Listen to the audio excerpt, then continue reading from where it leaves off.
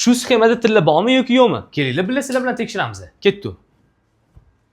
Конечно, bizga kerak bo'ladi hozir spektr apparatimiz и sxema. Sxemaning tillachasislari, ya'ni tilla bo'yalgan joylarini tekshirib ko'ramiz sizlar bilan. Kelinglar. Spektrga qo'yamiz.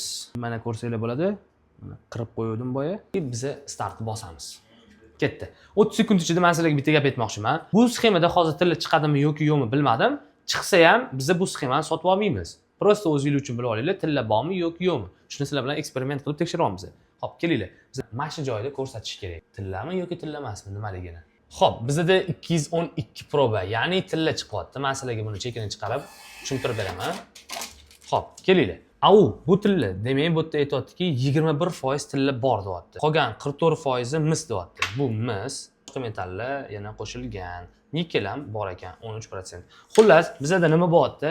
Bu mikro sxemamizda, ya'ni telefonning sxemasida bizda tilla bor. Ko'proq sxemalar bo'lsa, bilmadim tillasini qanaqa olasizlar-yu, lekin tegab aytib qo'ymoqchiman, tillasi bor ekan buning ichida. Keyingi narsamizda nima bo'lishini kommentariyada o'zingizlar yozib ketinglar. Sizlar bilan birga u narsani ham tekshirib ko'ramiz. Podpisatsiya bosib qo'yishni ham esdan chiqarmanglar. Hammaga kattakon rahmat.